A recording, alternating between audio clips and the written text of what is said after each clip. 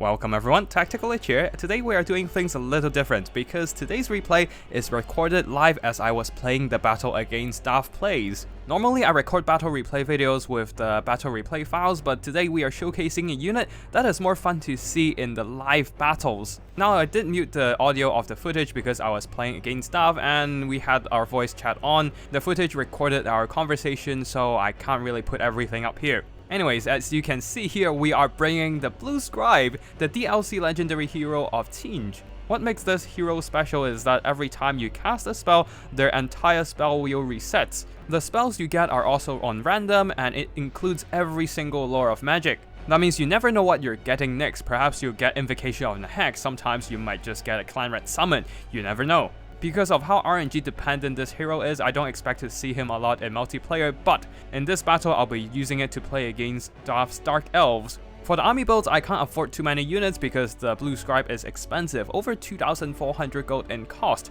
For the other units, I'm trying to go cost effective here with 4 Marauders mixed in with 3 Dangors, 4 mobility units in total, 2 Screamers, 2 Chaos Knights with sword and shield. Leading the army is a Chaos Sorcerer Lord of Tzeentch with his Chaos Bound Summon, a Blue Fire and Pink Fire in case I didn't get the spells I want. That's basically it for the army builds here. Both of us at this point have set up our armies and will be starting the battle soon.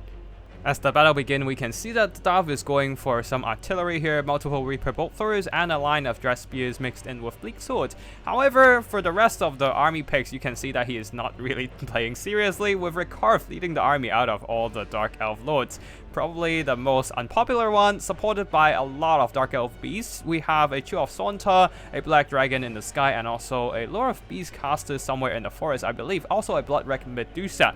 As the first spell of the Blue Scribe, I'm casting the Power of Darkness onto my Marauders, trying to get even more magic from our already pretty full Winds of Magic reserves.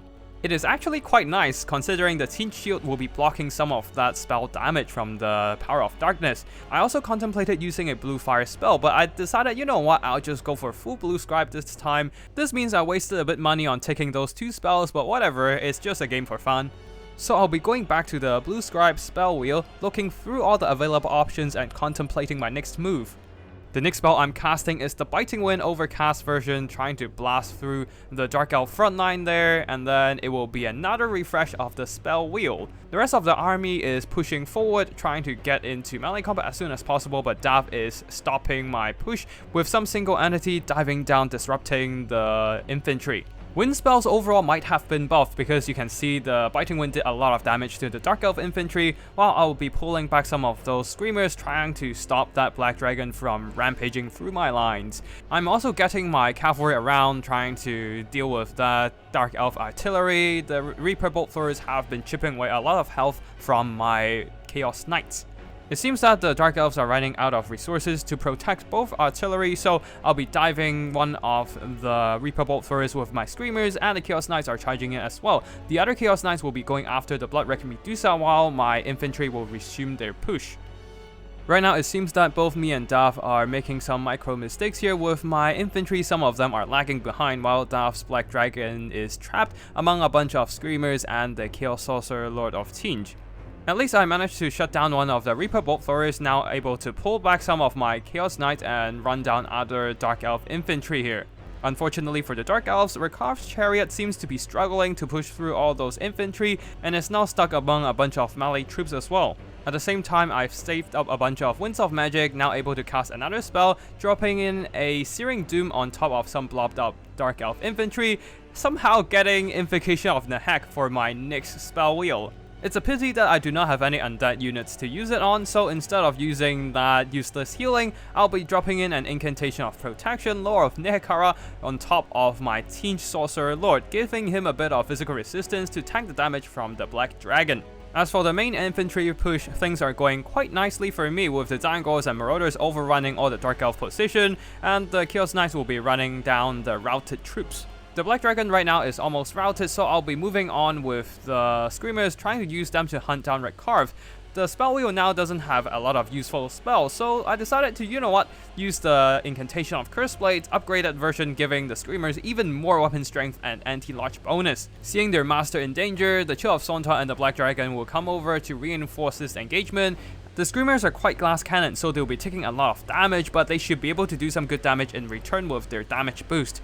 Chaos Knights continue to chase down isolated units of the Dark Elf army, and I'll be dropping in a Chaos Spawn summon, trying to trap down that Black Dragon and slay it on the ground. Throughout this entire battle, I've been spamming spells with the Blue Scribe, so I have enough points to drop down a level 2 Tzeentch army ability right on top of Recarve, doing some really nice single entity targeting damage with the bombardment. Though that means I also used up a lot of my magic. Now I don't really have a lot of magic to do things. You can see that the only spell available on the entire spell wheel is Awakening of the Wood. I also probably got some expensive spell this time. With most of the Dark Elf infantry gone, I don't really have a good target for the explosion spell, so I decided not to use it at all. Instead, just move up my infantry to grind down the remaining units of the Dark Elf army. At this point, my Winds of Magic regenerated enough to use an Here We Go, but we are no orcs, so why would we want to go for a Wa? Instead, we have a Denizens of the Deep summon, so I will be using it to trap down that Chill of Sontar and pin it in this melee engagement as my Chaos Knights have surrounded it and cutting it down.